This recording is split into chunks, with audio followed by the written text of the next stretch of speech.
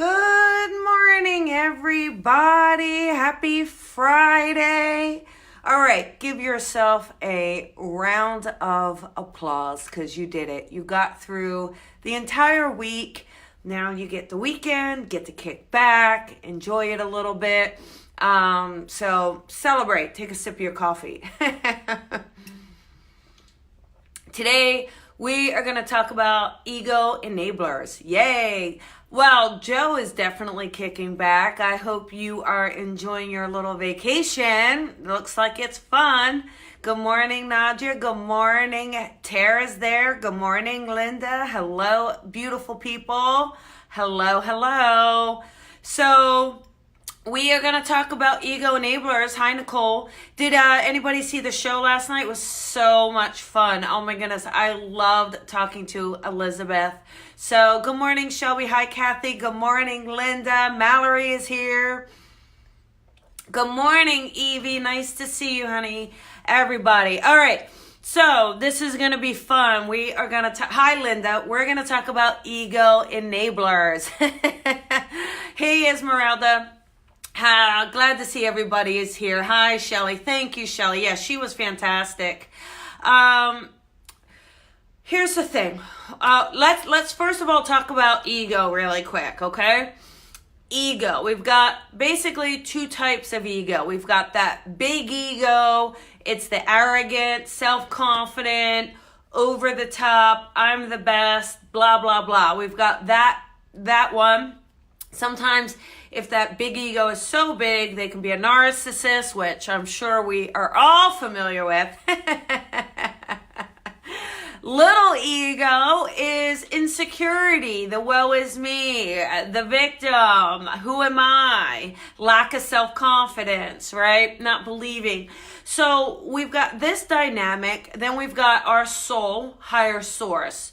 But a lot of times we will find people that are ego enablers, meaning that if someone is in a place, you'll find those people in your life, well, they will start to tap into where you are. So if you are kind of in a place of questioning, you're in a place of worry, you're in a place of that insecurity, if you have someone around you that is not fully supportive, you're going to find them enabling that little ego, kind of reassuring your little ego, rather than just saying, hey, what are you talking about? You're amazing. You've got this.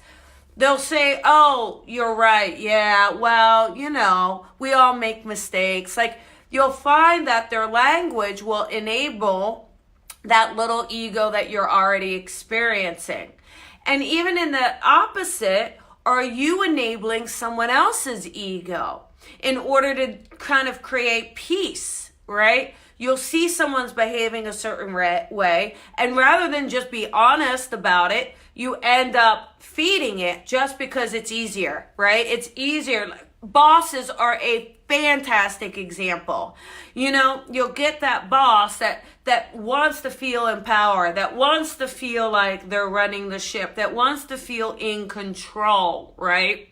Well, what happens is it's your boss. So just to make peace, you end up finding ways to enable that behavior, enable that ego that's already there. Am I right? I mean, it happens. And so what we can do is two things. Look at ourselves. Are we enabling our own self? Are we enabling our ego rather than enabling our soul, rather than enabling our inner voice? Are we enabling others around us for the sake of peace? Third thing, we can enable in a positive way. It doesn't have to be in a negative way, right? What if you are that connector? What if you are that supporter? What if you are constantly, telling people, in a positive way to enable that healthy ego place, that healthy space, that connection to soul. So there's all these different aspects, right? These are just dynamics. It's dynamics of people. Hi, Shelby. Oh, I'm glad. This is dynamics of people, right? If you are in customer service, and the customer's all upset and the customer is getting upset. You will find representatives, especially now, have started to enable that behavior. Oh, I completely understand how that would be upsetting. Now, they're calling it validating, but really what they're doing is enabling that ego, right? So ask yourself, ask, am I enabling my own ego? Am I enabling someone else's? If I'm enabling someone else's, am I doing it in a positive way or a negative way? Do I have people around me that are enabling me in a positive or negative way? So it's really looking at these dynamics that we have, looking at what are we doing to cope? What are we doing in our own relationships, in our own self-talk, in our own enabling powers to kind of get by, right?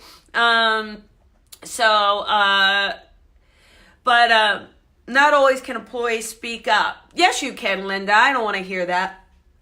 Yes, you can. You got to sit there and say whether or not you want the repercussions. But if you're going to let your life be controlled by that, then that's up to the person, right? But we absolutely 100% have free will, 100%. And if someone is not speaking up because they're afraid of the repercussions, then that's their own free will, right? So I disagree. I understand things can be tough. I understand that we make choices. I understand that we may feel really stuck, but we always have free will. We absolutely do. We absolutely can create the change we want in our lives. Absolutely. I've done it. I've seen it. I believe in it. So no victim roles here. But here's the thing. When we enable ego, see, if I had said to her, oh, you're right, I'm enabling that little ego. I'm enabling, and it's like, no, absolutely not. We have to stand up for ourselves. We have to stand up to create a life that is going to be fulfilling for us. And until we start to speak up, until we start to own our truth, until we start to kind of live authentically, we are going to be trapped by the egos of others. We will be. And we have to look at, hey, how do I find my voice? How do I find what I want? How do I find what is going to be fulfilling? So there, you got to go inward. But with the ego enabling, ask yourself for the people around you. Are you enabling it? Are you helping them handcuff themselves? Or are you helping them break free? We have a choice, and we can make each other and help each other. We don't have to go around breaking people. We can actually go around and help build. We can build ourselves. We can build ourselves in a way that no one has control over us. No one. That we live so authentically that even our ego doesn't hold us hostage, right? And the egos of others don't hold us hostage.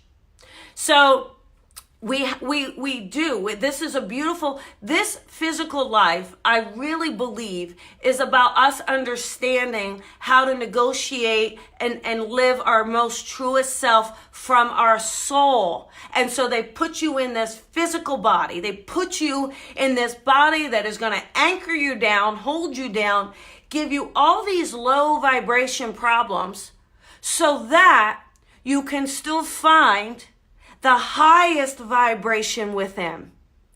So it's showing you, no matter how low you've gotten in life, no matter how low someone else has made you feel, or you allowed them to make you feel it, or that you've made yourself feel this way, that there's a breaking point in which you can have the highest vibration as well.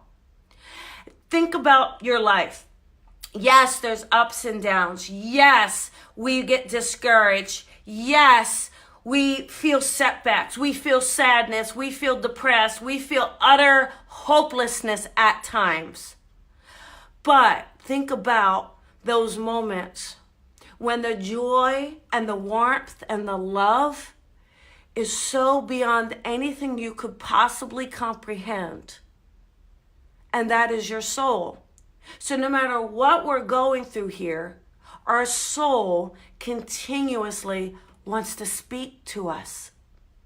So when we stop being an ego enabler, when we stop feeding the little or the big and just be with the higher self, with the soul, with the heart, then we are truly connecting to our power and our soul. And I do believe Spirit then gives you like, yes, you're doing it. But you know it because you feel good. You know it because it feels right. Because in those moments, you forget everything around you. And it's about making those more than moments. It's about making that your life. Making that your day-to-day operations. And not getting sunk behind a desk, behind a pile of paperwork, behind a boss that just is drilling you, behind not getting paid enough, behind not knowing your worth, behind being in friendships that are shallow, behind all of this. We can have so much more than what we settle for. Because we settle because we're told that that's what we should do. We settle because we are fed. You're fed it over and over and over. Who is feeding it to you? People who want to keep you in that position. So they're enabling your ego right where you are, and you're letting them. So there we go.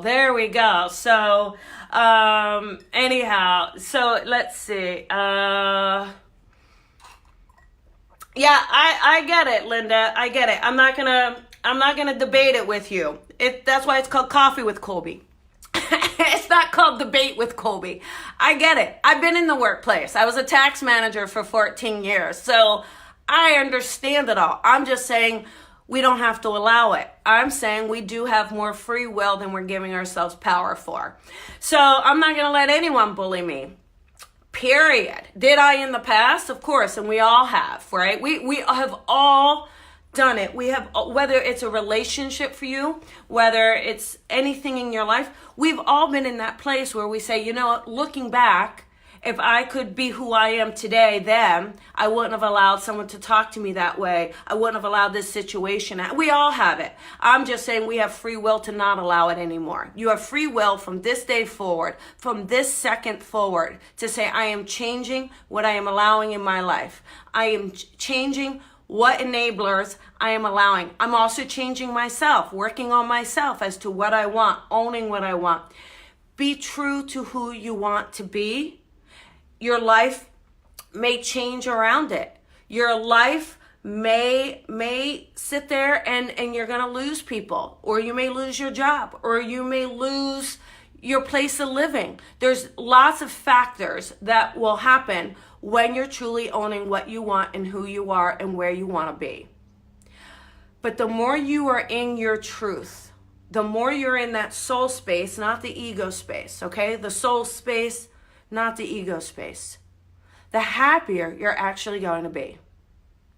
You will have to change some things. You got to look at it. Can I make less money so that I have something that is more gratifying, so that I can rebuild? Can I be making more money? Am I settling for less money? Am I settling in my life in any way? Am I surrounding myself with egos and materialism that doesn't fulfill me? So this is about looking at the ego enablers. If you've got them in your life, figure out how to cut them out. If you're doing it to yourself, work on it. If you're doing it to others, ask yourself, am I doing it for the good, the highest good? Or am I feeding their little ego because it's peaceful and easy? Or am I feeding their big ego because it's peaceful and easy? I say we got to stop taking the easy way out. The easy way out is letting other people make decisions for you. Letting other people around you that are not fulfilling your soul, but yet fulfilling an ego, right? No more ego enablers. Let us create the change. Let us be the change we want to be in our lives so that we have simplicity, authenticity, just happiness. Happiness, you guys, happiness. We make happiness such a struggle, and it doesn't have to be. It doesn't have to be. It really doesn't. you know? So it's having that courage to say, this is who I am, this is what I want, and this is what I'm going to bring in my life. So there you go. I want to wish you all a beautiful weekend. All right, enjoy it, get out, do something fun, and remember, as always, shine your light and shine it bright. All right, thank you, lots of love. Thank you for the love, thank you for the comments, thank you for sharing. I will see you guys on Monday. Bye, everybody, have a good weekend. See ya.